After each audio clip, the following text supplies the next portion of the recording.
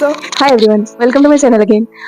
ये all about AIIMS का part 2 होने वाला है, जिसमें कुछ डाउट्स हैं जो मुझसे पूछा गया है, तो उसी को मैं कवर करने वाली हूँ। तो सब कुछ डाउट्स ऐसे हैं कि क्या हम बस कुर्ती ही पहन सकते हैं, दूसरी चीज़ें नहीं पहन सकते क्या हॉस्टल में, या फिर स्कूल हॉस्टल में, या फिर कॉलेज में। मेरा अभी भी दिमाग में स्कूल चल रहा है।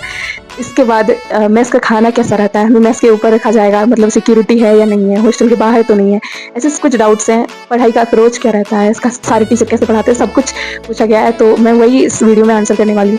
सबसे पहले बात करते हैं, क्या बस कुर्ती ही पहनना रहता है? तो ये नहीं है, ऐसा नहीं है। आपको जब तक आपका ड्रेस सिल के नहीं आता है, तब तक बस कॉलेज जाने के लिए आपको कुर्ती पहननी होती है, जो कि ऑफिशियली बोला जाता है टीचर्स के द्वारा भी, और कुछ टाइम के लिए पहनना होता है। आप हॉस्टल में कुछ भी पहन सकते हो, लेकिन शॉर्ट्स कुछ रेगुलेशन है शॉर्ट्स वगैरह को, लेकिन वो कुछ महीनों के लिए होता है, उसमें कोई दिक्कत नहीं है। आप अपने साथ सारे कपड़े लेते आओ जब तक रहना चाहते हो। काइजन भी सामने है, शायद दिसंबर तक में हो। अभी पहले तो ऐसा था कि नहीं होने वाला था, ऐसा बात चल रहा था, बट अब हो सकता है कि दिसंबर तक में हो, तो उसके लिए भी ले आना, तुम्हारी मर्जी। इसके बाद मैस के ऊपर रखा जा रहा है, तो सिक्योरिटी है या नहीं। देखो, मैस के ऊपर वाला जो हॉस्टल है, ये जो हॉस्टल नंबर 6 है, इसके ठीक पीछे है, और वहाँ पे फुल सिक्योरिटी रहती है। नीचे ही सब मैस वाले वगैरह रहते हैं, जो ऊपर तुमको पता भी नहीं चलेगा कि तुम मैस के ऊपर रह रहे हैं। और वो बड़ा सा हॉल है, उसको डिवाइड कर दिया गया, वहाँ गार्ड भी रहती है, फैन में सब कुछ है। तुम चिंता मत करो, तुम्हारी सिक्योरिटी तुमसे ज़्यादा एम्स वालों की है, तो इतना माइंड नहीं करते हैं। इसके बाद बात करते हैं पढ़ाई का अप्रोच। तो पढ़ाई का अप्रोच यही है कि सारे सब्जेक्ट्स टीचर आएंगे, लेक्चर देंगे, जाएंगे।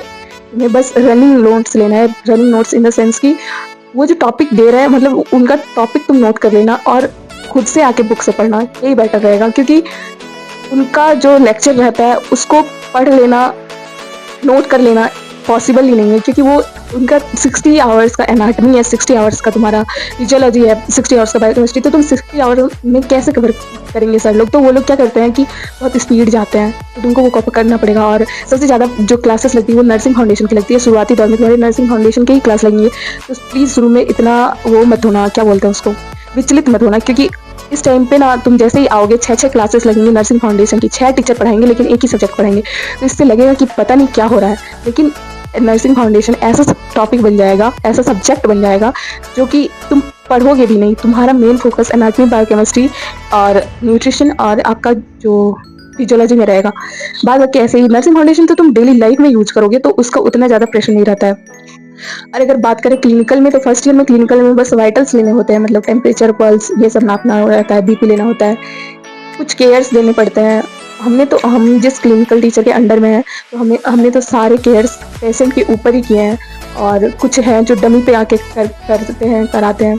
तो और क्लिनिकल में हिस्ट्री लेना होता है, हिस्ट्री लेना होगा तुम्हें फर्स्ट ईयर में, फिजिकल एग्जामिनेशन, प्लस तुम्हें क्या करना होगा कि केयर प्लान लिखना पड़ेगा, जो कि तुम्हें टाइम के साथ साथ टीचर बता देंगे, सिखा देंगे, इसमें इतना टेंशन लेने वाली बात नहीं है। और क्या बात, मैस का खाना कैसा है? तो मैस का खाना होता है, घर का खाना नहीं होता, ये जान लो। और मैस का खाना ठीक रहता है, क्वालिटी थोड़ा पैसे के मुताबिक थोड़ा ख़राब रहता है, क्योंकि 4000 ले रहे हैं, बट उस हिसाब से उतना अच्छा नहीं रहता है।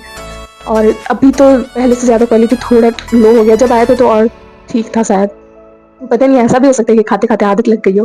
तो मैथ्स का ठीक था। और कुछ लोग पूछ रहे थे यहाँ के एग्जाम्स के बारे में, तो यहाँ सेमेस्टर वाइज एग्जाम नहीं होता, यहाँ सेमेस्टर नहीं चलता, एक पूरा साल चलता है, उसमें प्रॉप होता है लास्ट में। तो एग्जाम के बारे में हम दूसरे वीडियो में डिस्कस करते हैं, तो इस वीडियो में अभी के लिए इतना ही। अच्छा सॉरी, हॉस्टल से बाहर जाना और हॉस्टल के अंदर आने के क्या रूल रेगुलेशन है?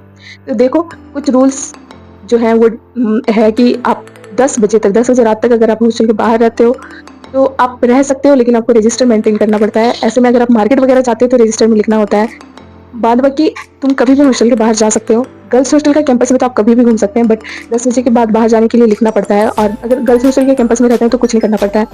और कुछ वैसे हाई फाई रूल नहीं है, यहाँ नॉर्मली घूम सकते हो, जा सकते हो, कुछ इंजॉय कर सकते हो। लेकिन हाँ, शुरू के 2-3 मंथ्स में थोड़े रेस्ट्रिक्शंस होते हैं, क्योंकि उस टाइम पे तुम नए होते हैं, तुम्हें नहीं पता होता है क्या करना होता है, कहाँ नहीं।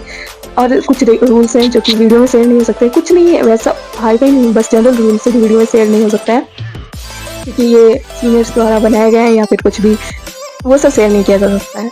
तो आज के लिए इतना ही, मिलते हैं अगले वीडियो में।